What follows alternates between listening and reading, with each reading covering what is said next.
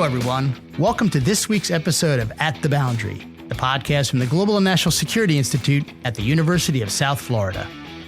I'm Jim Cardoso, Senior Director for GNSI, and your host for At the Boundary. Today on the podcast, we're going to talk to Dr. Namrata Goswami, Professor of Space Security at Johns Hopkins University. Our interview today will focus on the Space Defense Initiative announced by the White House earlier this year, better known as the Golden Dome. She spoke recently with her own GNSI Strategy and Research Manager, Dr. Tad Schnaufer, about the obvious advantages of the Golden Dome and the just as obvious dangers and disadvantages, including the significant cost. Before we get to their discussion, however, a couple notes to tell you about. If you're listening to this episode before October 16, 2025, mark that date on your calendar, as GNSI will host Cyber Beacon 2025 here at USF. Cyber Beacon is held annually by the College of Information and Cyberspace at the National Defense University, and is one of the country's most influential conferences on national security with a focus on cybersecurity. This will be the first time in its 12-year history Cyber Beacon will be held outside the NDU campus in Washington, D.C. Registration will open soon, so keep an eye on your emails and our website for updates. In prep for that conference, hop over to our YouTube site to see our interview with retired Army Colonel Nancy Blacker. She's now the chair for the Cyber Strategy Department at NDU. She discussed Cyber Beacon and the work going on at CIC in cybersecurity and AI towards the U.S. national defense strategy. Check out that video for a head start on the conference themes and be sure to register to hear from Nancy and many other cybersecurity experts and practitioners on October 16th. Staying with the cybersecurity theme, we want to offer a big congratulations to USF's Cyber Herd team, who took home the first place trophy in the Capture the Flag competition recently at DEF CON 33, one of the world's largest and longest-running conferences for the hacker community. The Cyber Herd team defeated 90 other teams, including three-time defending champion from Singapore's Cybersecurity Agency. We all conjure images in our minds when we hear the term hacker, but the truth of the matter is, hacking expertise is a vital component to cybersecurity and national security. This victory for Cyber Herd is a prime example of the legion of talent we have at USF and the outstanding tech, AI, cybersecurity, and national security environment developing here in Tampa Bay. All right, let's move to our discussion to the Golden Dome missile defense system. In January of this year, President Trump signed an executive order directing the U.S. Armed Forces to construct a missile defense system similar in nature to the Iron Dome that defends Israel. Our guest today on the podcast, Namrata Goswami, is a professor of space security at Johns Hopkins University. She spoke recently with our own Tad Schnaufer about the Golden Dome. Let's drop in for a listen. Well, welcome to the podcast, Namrata. Thank you for having me, Tad. Excellent. So today we're going to talk about the Golden Dome, which was announced by the Trump administration earlier this year, and just try to get a little bit of the base kind of facts or the assumptions that are around that program. So if you don't mind just starting us off, so what's the Golden Dome and what's its primary purpose? Yes, absolutely. So before I answer that question, I do have to issue a disclaimer. Yes. Everything I say today is my own perspective based on my open source research, and does not represent the perspective of the U.S. Space Force, the Air Force, or the Department of Defense. So now to answer your question, what exactly is the Golden Dome? So for your audience, the Golden Dome was a memo, an executive memo that President Trump put out on January 27th, 2025.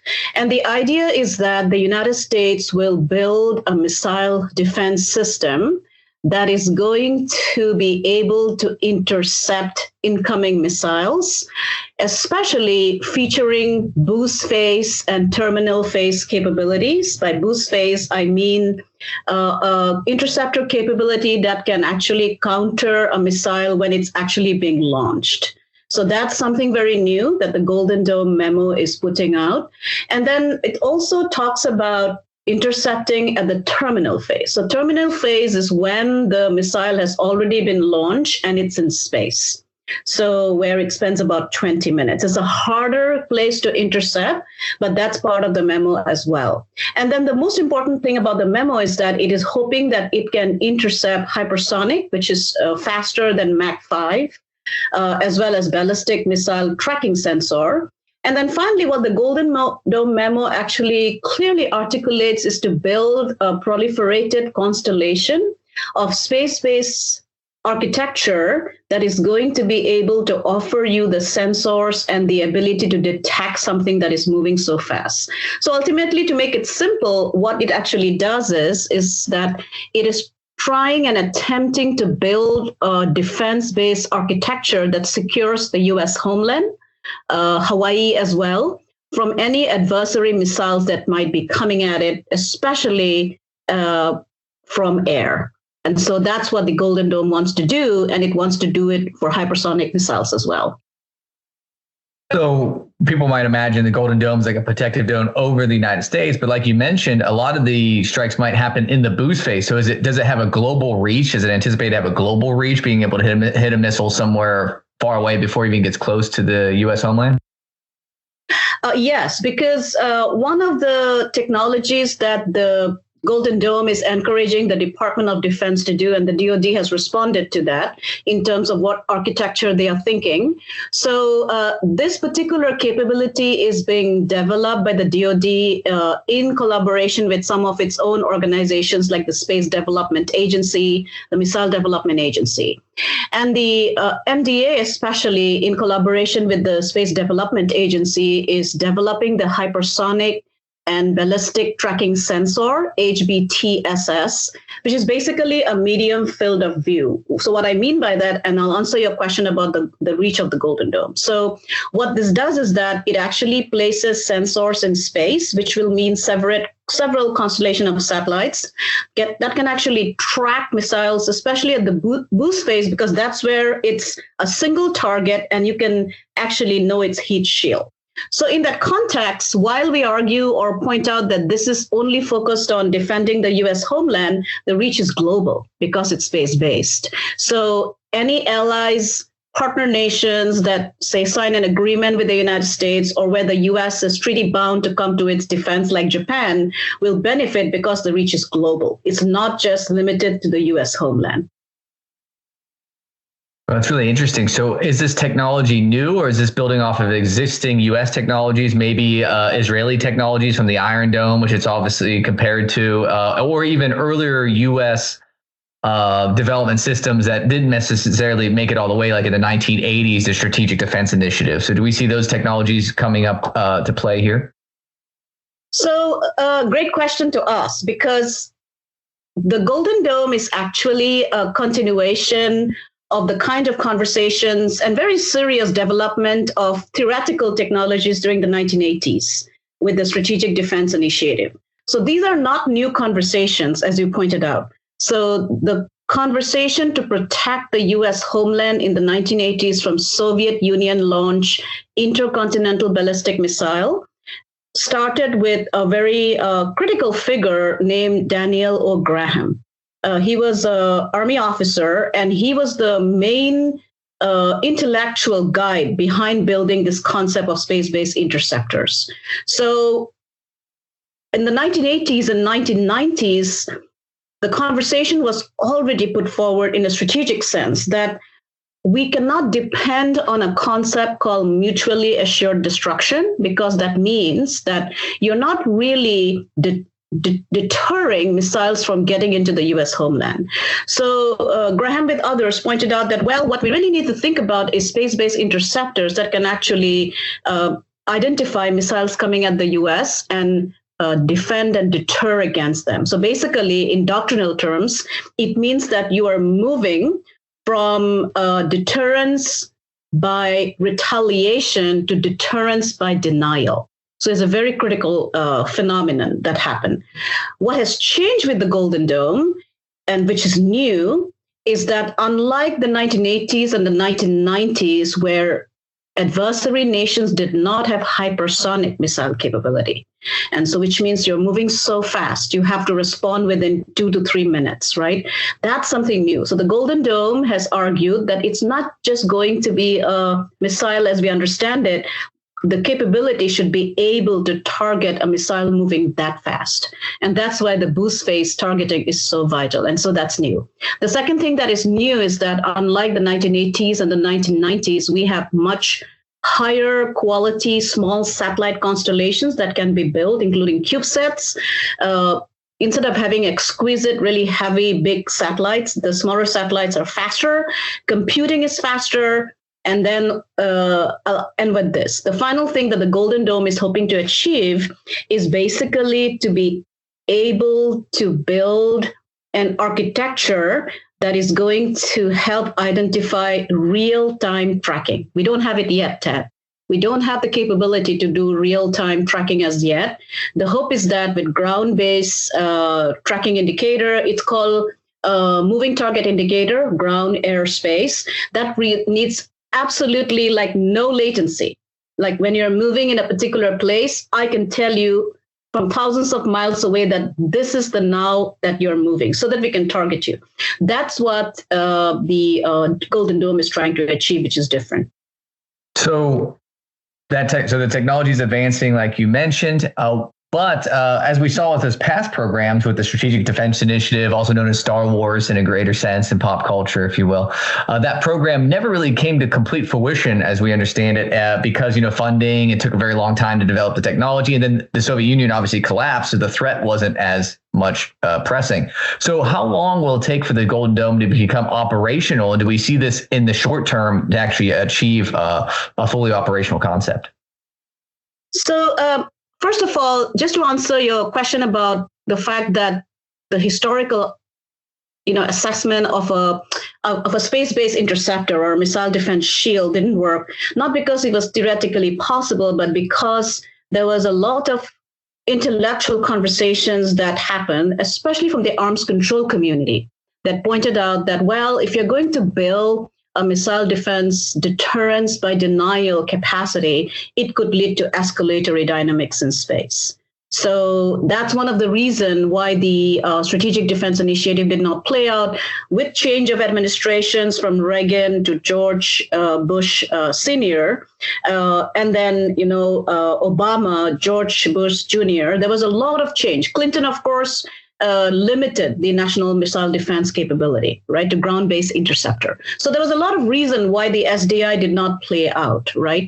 And so to answer your question, now that we have a Golden Dome executive memo, January 2025, the timeline that I have seen in open source press conversations by President Trump and others, including from the United States Space Force General Goodline, who is in charge of it, we should have the first level capacity demonstration by 2028. So already the contract has been given out to build the tracking sensor to the Space Development Agency with Tranche 2. Most important is joint domain command and control that is being developed, because that kind of capability is vital for the Golden Dome. That has already been now contracted out. And so, by 2028, we should be able to see demonstration of the first level capacity in this regard. Well, it's going to be very interesting because, as you said, it gets into this discussion of the weaponization of space. So what are the Russians doing in space, the Chinese, and obviously the United States? And in this case, they're putting not necessarily weapons, but interceptor missiles. So is there a fine line here between the defensive interceptor missile going into space compared to what maybe the Russians or the Chinese are doing, / that conversation, like you mentioned, that was taking place in the 80s and 90s about if we weaponize space, it actually will upset deterrence?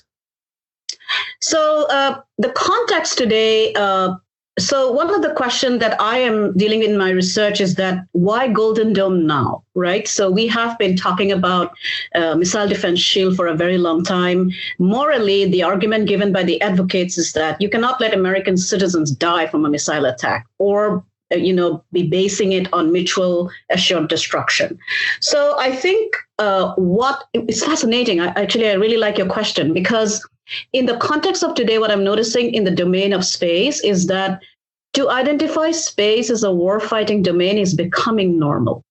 because of the fact that space-based assets, and I'll talk about space-based interceptors in a bit, which is not there yet. We don't have space-based interceptors of the kind we are talking with the Golden Dome. We have anti-satellite weapon that is ground-based that targets an asset in space and destroys it, or we have non-kinetic capability like laser or blinding, right? So, but what has changed is that because China was the first country to establish a separate space force in 2015, and then talked about scaling up its missile capability. For example, China tested the fractional orbital bombardment system in 2021, which is a nuclear-based capability that actually comes at you from the southern side, which our radars are not looking at.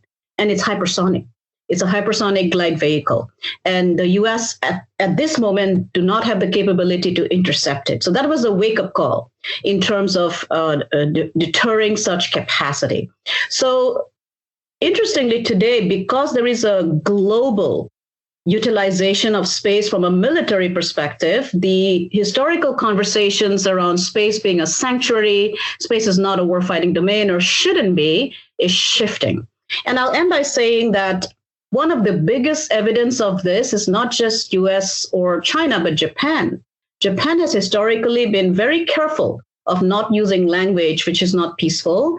Just last week, Japan put out their space domain defense policy, in which they identify the ability to highlight and predict hypersonic glide vehicle as extremely vital. They're also talking about building intercept capabilities. So in that context, you can see that partners and allies are already there, right? So what I'm trying to say here is that the context has changed today because of what has happened. And so finally, to answer your question about interceptors. So in some sense, interceptors, especially in space, especially space to Earth interceptors, might be seen as escalatory, because of the fact that you are going to be able to target a missile launch at its boost phase. It is at the boost phase where the missile is the most vulnerable. And because it has not deployed yet, it's the easiest to target. And so you are able to kill almost all the missiles at one go. You would need ground-based interceptors for this. You would need space-based sensors for this, including space-based interceptors. I would end by saying that now that we have this concept, I would be not surprised if we have adversary nations then thinking about how they can use counter-space capabilities to target those very sensors and interceptors on the ground in terms of doctrinal thinking. So, yeah. That's very interesting. Yeah, because we've seen in the last couple of decades the addition of space and cyber to the official domains of warfare within many doctrine assessments. So going to the deterrence piece, like you mentioned, an interceptor, if we could dig down a little bit deeper into that. So with the perception that comes with it. So is this a bullet hitting a bullet, if you will, a missile coming from space to hit a hypersonic missile launch from Russia or China or whoever may be launching it? Or is it some other type of interceptor? So it is a missile hitting a missile, right? So it's called the X-atmospheric interceptor vehicle. It has sensors then that tells you that the missile is coming. It's launched. It could be space-based, it could be air-based, or it could be earth-based, right? And then it intercepts the missile that is coming at you. And so it is, if precise, and if we are able to achieve that level of interception, it is highly effective. We are not there yet because of the fact that missiles move so fast. We are talking about missiles that move so quickly, between 2 to 5 minutes. So a very limited time to do the interception precisely. And when you're talking about hypersonic, it's moving very fast.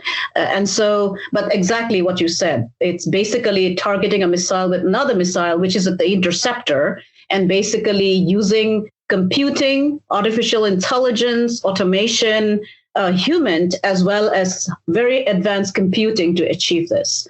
So we have all that technology today. The idea will now be vital to bring it all together into an architecture. Right. So then in a sense, your defense or deterrence capability is limited by the number of interceptors you have, assuming they're effective. So could this possibly, again, upset the current state of deterrence and start an arms race of if you can just produce enough missiles to in a sense, overwhelm the interceptors? Is that a possibility, or has that been explored? So I will, for that, Tad, I will take you to the Israeli Iron Dome. right? Because that's something that we have as an example, which is in real time. It has been used, it has been successful. So with the Iron Dome, first of all, I have to tell your audience that these are very expensive systems. They cost billions of dollars. So what in the Israeli case, the Iron Dome was able to identify Hamas-launched short-range missiles and deflect them, especially when they're going towards populated areas. So, but it is also true that several missiles were not deflected because the Iron Dome calculated that these were not going to populated areas, right? So one way, there is a great paper on this from West Point, where the authors argue that what Hamas did, and they noticed this, is that it produced so many missiles that the Iron Dome's capability to deter almost all of them is impossible. So there is that, right, as you mentioned, that the adversary noticing our, for example, deterrence by denial strategy could build so many missiles, right? The other thing which I didn't point out is that why is boost phase so vital? Because when a missile, when you launch a missile and then the warheads are basically released in space, they also release decoys. And so when the sensor or the tracking system in space is observing it in real time, sometimes it might get confused with the decoys, right? And so those are the limitations. So it is true that one or two missiles might get through, but the idea is that the missiles that are coming at populated areas are going to be deterred. So have we seen any other examples? Obviously, we had the Iron Dome, but what about like David's Sling and some of these other anti-missiles or anti-ballistic missile defenses? Have we seen those operational and effective, and will that somehow influence how the Golden Dome is set up? So, I mean, in some sense, besides that, the U.S., if you think about the current missile defense realities, we already have the Space Defense Agency's tracking layer, which is called Trench. We have the proliferated warfighting architecture. So we have capabilities that are able to track and detect missiles coming at us, right? So while we do have capacity to, for example, with the Aegis system, right, or the Patriot system, we saw missiles being deterred. I think what we do not have today with the Golden Dome, which is why it is so unique and different, is that this is a system that is not only going to deter attacks by cruise missiles, which do not get into space, but by those which actually are of the variety that China tested, which is the fractional orbital bombardment system, which is a big threat to the US homeland, right? And so we are not there yet, though. So we don't have that capacity yet. And one of the capacity that has to be developed for that to happen is, as I mentioned before, real-time moving target indicator, which is like, for your audience, if I'm a car moving and it's a car that has, for example, explosives, right? For you to target it, you need satellite-based, no latency data that can then inform the interceptor that this car is dangerous. We need to get it out of the way. But don't forget, my car is moving at Mach 5 and more. It's very fast. So that's the capability that we haven't tested yet. And that's the hope that we will have that by 2028. And, you know, obviously AI is a big topic. Is AI playing with that ability or playing a role in that ability to identify threats, obviously analyze risk, analyze motion, that types of piece with this technology? Yes. So if you look at the mapping that the Israeli Iron Dome basically worked on, artificial intelligence has played a vital role. So because we have, for example, let's take a hypothetical scenario to answer your question, right? So say we are in 2028 and we have the Golden Dome missile defense architecture being tested and showcased. So which means we will have hundreds of satellite constellations in low Earth orbit that is going to tell us through their sensor capabilities that there is a moving target coming at us, right? To do that, we will have to have computing and AI capability that can analyze data very fast or in real time. So that's why super intelligent AI that is able to integrate such data is going to play a vital role. For example, in the Israeli case with the Iron Dome, when not just for detecting, but also for, say, predicting that a particular missile is coming at you, artificial intelligence has played a role. And there are a lot of great articles on that in the Israeli press that tells you how they do it. One of the other things that the Golden Dome has been focused on, as well as the Iron Dome in Israel, is obviously these larger either cruise missiles or ballistic missiles or these larger employment mechanisms. What about some of the more autonomous drones or lower flying threats that might be coming in? Is the Golden Dome almost layered, or is it really just focused on the big nuclear capable missiles? No, actually, great question to ask, right? So if you actually look at the memo, the Golden Dome is not just about, say, hypersonic missiles or this ICBM, like intercontinental ballistic missiles, right? Basically, they want to target any advanced aerial threats, which includes drones. So they want to build a missile defense capability that is layered, but also it's not just focused on the high end that we talked about so much, which is the unique thing about the Golden Dome, but also the kind of things that has been discussed historically in the US, including lower level aerial threats. For example, one of the biggest aerial threats, as you mentioned, are autonomous drones, right? We have seen this in the Middle East. We have seen this in the Ukraine conflict. So there is a lot of learning, and it includes that kind of aerial threats as well. So any aerial threat coming at the US is going to be in that particular architecture of the Golden Dome to be deterred. So what's that going to look like? We talked about the missiles. Obviously, a lot of that defense capability is going to come from space-based systems. But some of these lower altitude threats, are those going to be more land-based? Are those going to be sea-based? How is that Golden Dome going to shape up? So the Golden Dome includes air, land, space-based interceptors, right? And intelligence capabilities. So it's not just space-based. You also have capability from the ground that can detect that. So if you read the Golden Dome architecture, it includes all 4 levels. One is land, sea base, air base, and space base. So for example, if you have drone capability that can be detected from the ground, and the interceptors could also be from the ground. The only unique thing that the Golden Dome does is that it's talking about space-based interceptors in today's context. It is not new, as I mentioned to you before, but then this particular conversation strategically has been reintroduced by the Trump administration with the Golden Dome memo. So yeah, to answer your question, it'll be based on different levels of layered sensor capability as well as interceptor capability, right? So just to remind your audience, because I think sometimes when we talk about the Golden Dome, some reports that actually talked about it in detail historically can be forgotten, right? So one is, of course, the U.S. Space Command, which was established by the Reagan administration. They came out with a plan called Long Range Plan in 1998, a vision for 2020. And that particular plan actually has everything that we are talking about in terms of the Golden Dome. And it talks about exactly what I said, different levels of interception. But Tad, what was so fascinating? They were thinking about space-based interceptors then.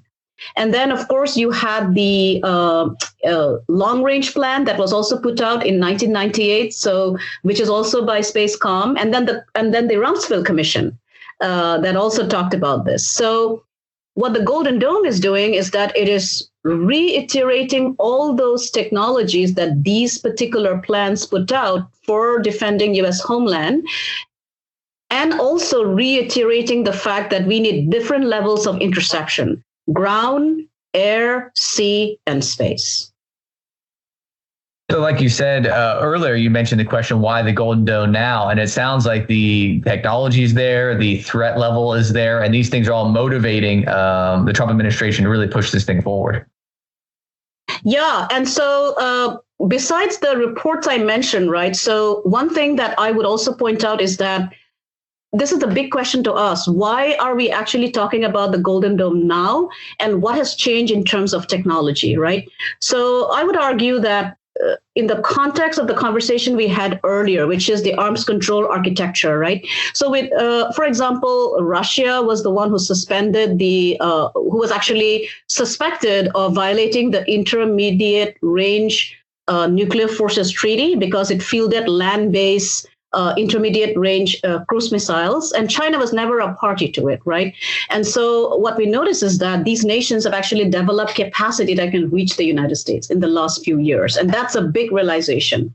I think the second important thing is China changed the game in terms of why a Golden Dome is necessary because of the development of its hypersonic glide vehicles, right?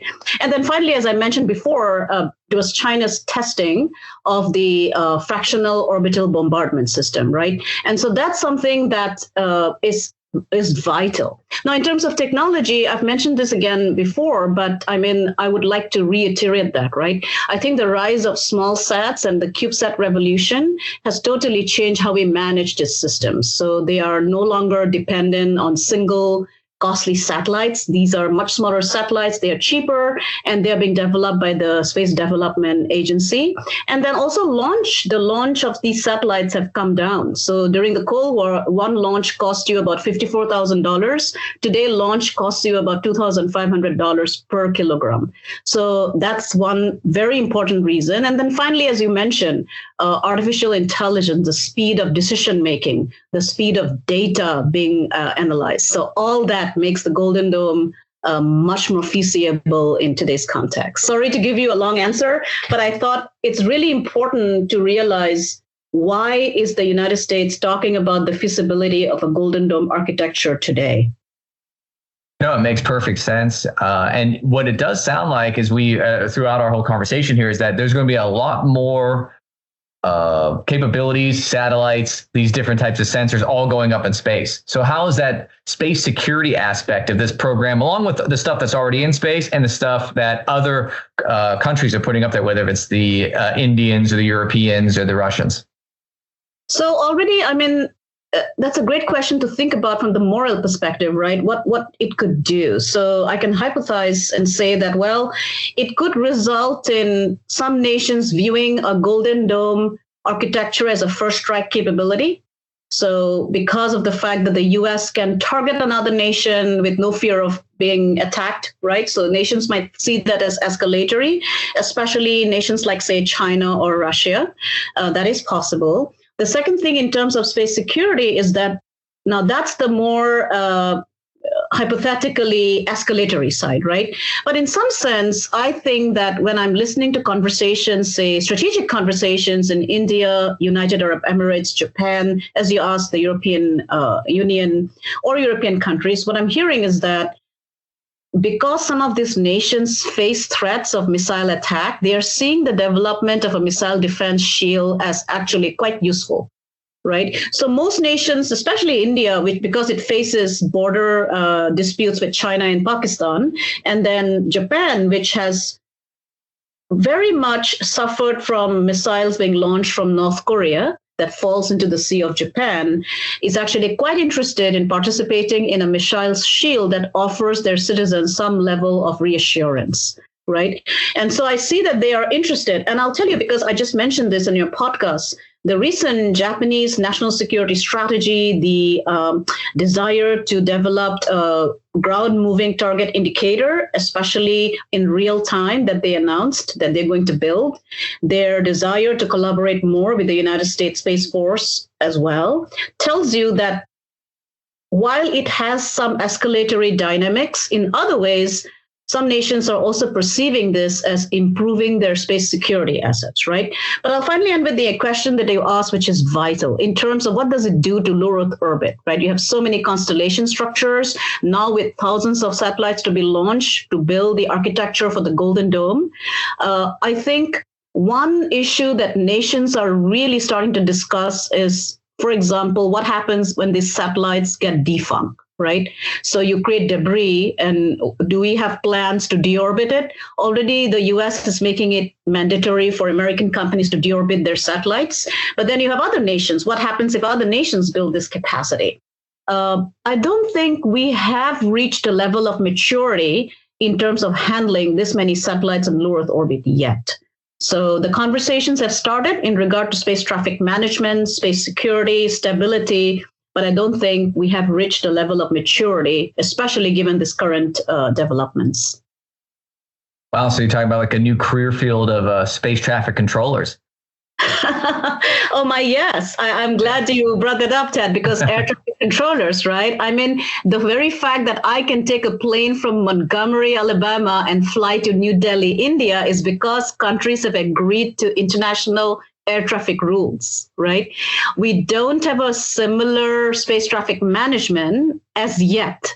Right. But I argue in my research, and this is taking away from the Golden Dome conversation, but the larger space security conversation is that once you have American private companies and other private companies invested in space, once space becomes absolutely vital for our communication, navigation, shipping, movement of goods, we will be incentivized to come to some level of space traffic management consensus as well. Very similar to how air domain played out. Yeah, it makes sense as it becomes more crowded in space. And one of the other pieces of space, you mentioned a couple allies and partners in the United States, whether India or Japan. We heard that maybe Canada might be interested in participating. What are we seeing across the world otherwise on participation in this? Do they see it as a partner effort, or is this really just a U.S.-led extension of extended deterrence, pretty much just a greater extension of its nuclear deterrence, if you will? Yeah, that's a great point to bring, actually, Ted. Yeah, I mean, in some sense, it really matters on if you're a treaty ally or not, right? So India is not a treaty ally of the United States. So in some sense, the partnership is a very different level, right? So extended deterrence will not be for India. But then for treaty allies like Japan or, for example, NATO partners, because you have Article 5, and by the way, which is fascinating, you asked this question. So NATO a few years ago stated that space is an operational domain and Article 5 can be invoked, as you know, right, if space assets are targeted. So what conversation I'm hearing is that while the building of the architecture, the funding, which is about 25 billion. The first level of funding is, I think they agreed to 25 billion. And one of my colleagues, Sam Wilson, has done a great paper on this for the Aerospace Corporation, where he tells us where exactly what is going. I would urge your audience, if they have time, to look at that paper. It's on the budget and the Golden Dome. So I think at this point of time, burden sharing, I'm not hearing much, right, in terms of finances. It's a US-led effort, US-funded effort. But once you have the first level of demonstration successfully, I can imagine Japan joining in. Japan's building that kind of capability for deterrence purposes, right? So very clearly, they see this as something I could see South Korea being interested in. I could see NATO member states being interested in. So there's a lot of potential here. As that program plays out, there's also some ability to actually, knock satellites out of orbit or, disrupt them. We've seen the Chinese actually shoot down some of their own satellites over the past couple of decades just to show that they have the capability. So is there this threat that the constellation, even once up there, is still vulnerable to other types of attack? Oh, absolutely. I'm glad you. I know. This is tricky. So, yes. So, because don't forget, right? So we are talking about this in times of conflict, not in times of peace, right? So conflict, that's why I always tell my students or my audience that nations behave differently in times of conflict. So one thing an adversary will obviously target is the missile defense architecture that another nation has that it might see to its disadvantage. So to answer your question, yes, China has anti-satellite weapon capability, so does Russia. And this includes both kinetic and non-kinetic, like laser. They have co-orbital assets. They have rendezvous and proximity operation capability, right? So almost all assets in space, including those to be utilized for the Golden Dome, could be vulnerable to anti-satellite weapon attacks, jamming, spoofing, interceptor communications could be intercepted through cyber attacks. So there's all that is true of space assets today could also be true for a Golden Dome architecture. It's really an integrated system. You have to be able to have strong cybersecurity measures, space security measures, and then obviously all the other typical military domains that we normally operate in. Yeah, and so one thing that I'm noticing in the conversation on Chinese military doctrine is that, and this was before the Golden Dome memo was put out, right? So when the U.S. Space Force talked about the proliferated architecture in space with the low Earth orbit constellation structure. So the argument was that, well, we can actually counter the attack on single satellites by building so many that it'll be hard, right? So one anti-satellite weapon attack is not going to deter the whole system or make it, unusable. So theoretically, the People's Liberation Army Strategic Support Force, which is China's Space Force, now the Aerospace Force, put out a theoretical paper saying that, well, China needs to think about systems level effects, which means that it needs to build a counter space capability that can target several satellites at once, right? It's hard to do, but that's the theoretical thinking. And that happened in 2019, 2020, right? So we are 5 years from there. I don't have open source data to tell you whether they have achieved some level of demonstration in that particular capability. I do know they have anti-satellite weapon capability and other from open source data, but whether they can do it in an integrated manner, I don't know yet. But that they will not try. I will be surprised if Chinese strategic thinkers do not think that way. Well, and with that in mind, what would you tell a U.S. policymaker now as the biggest priority going forward with the Golden Dome and these different threats, whether it's missile or drone or autonomous systems? What's the priority as they start putting this program in place? I think the biggest priority to harden them, right? To make them capable of deterring such attacks, right? We can have technological development of capability that can actually negate the attacks on, say, satellite electronics, right? We can have, for example, if you have a cyber attack, we should be able to counter that. And so that has been a conversation for long. Can you maneuver? There are arguments made that, well, if there is a kinetic attack and not a non-kinetic attack, we should be able to maneuver a satellite. China just demonstrated last month the maneuvering of their Shihuan 25. But can the U.S. build such capability? I think that's a good thing. But if I was to advise a policymaker today, I would say build capacity that hardens your satellite against such attacks, because we do know what those attacks will look like. It's not like we don't. We do. We've simulated it. We know it technologically what it is. So it is absolutely possible, if not deter everything, but to deter the ones that we think are vital. For example, the Golden Dome space architecture, right? And then the second thing, I think a deterrence works, that if you could, deterrence by punishment, right? Not just denial. So China depends on satellites a lot today, including for its economic development. So deterring could happen if their satellites can be targeted as well. So that's another way that you can actually hold their satellites at risk. So as we look at technology, we talked about the expansive equipment, these constellations going up in space. Are there any other areas in space that are going to be home to some of these technologies, even possibly the moon? Oh, that's a great question to answer, because so let me take you back to the year 1994. So one of the missions that is globally very famous is the Clementine mission.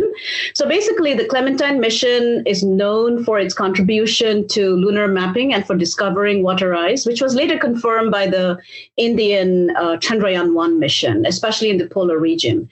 But I think most people don't realize that this mission, the Clementine mission, was sponsored by the Department of Defense Strategic Defense Initiative Organization, which was renamed the Ballistic Missile Defense Organization in 1993.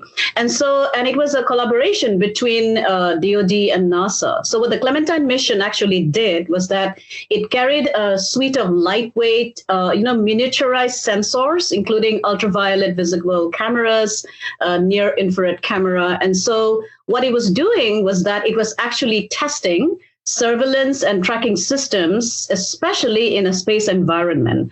And this is vital for SDI, because with that kind of real-time tracking, you can actually autonomously discriminate between what is a target and what is not. So fascinatingly, Clementine historically in the 1990s demonstrated what we are talking about with the Golden Dome today, which is that high performance sensors could be both lightweight, not too heavy, they could be power efficient, and that they could work as constellations for the kind of sensor technologies we need to be able to identify a moving target. So fascinating that we were able to achieve that in the 1990s with a cost of merely $75 million.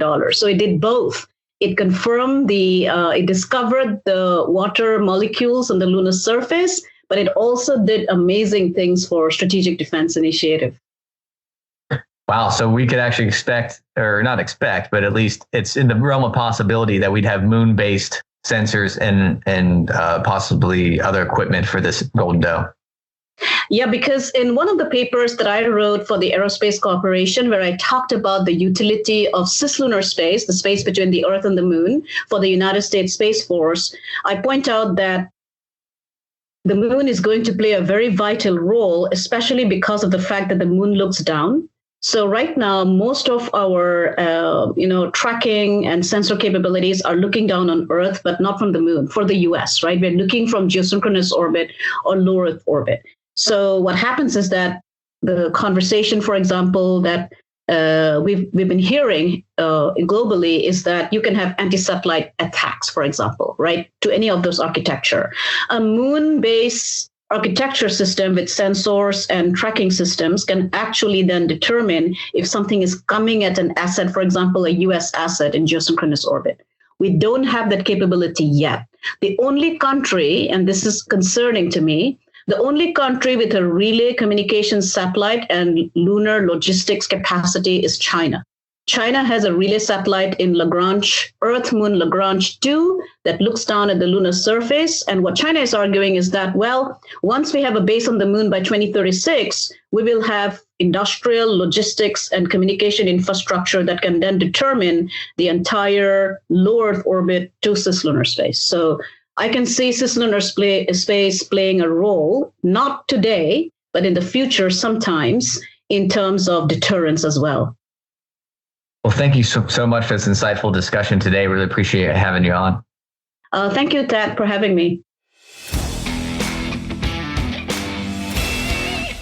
Thanks to our special guest today, Namrata Goswami, Professor of Space Security at Johns Hopkins University. We hope you enjoyed our conversation about the Golden Dome with Tad Schnaufer. In 2026, GNSI will be doing conferences with both space and nuclear weapons themes, so you may be hearing from Dr. Goswami again in the future.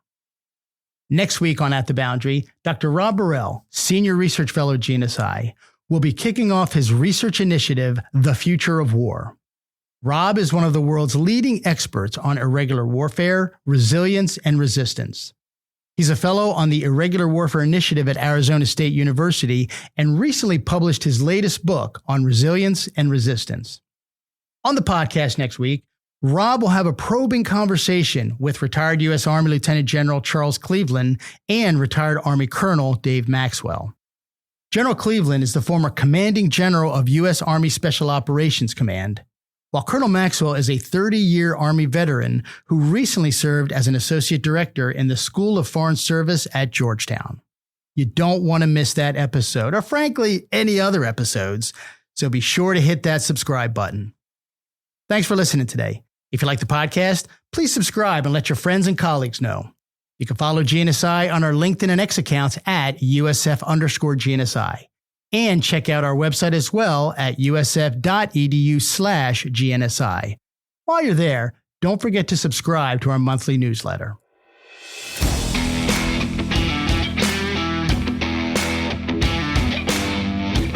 That's going to wrap up this episode of At the Boundary. Each new episode will feature global and national security issues we found to be insightful, fascinating, maybe controversial, but overall, just worth talking about. I'm Jim Cardoso, and we'll see you at the Boundary.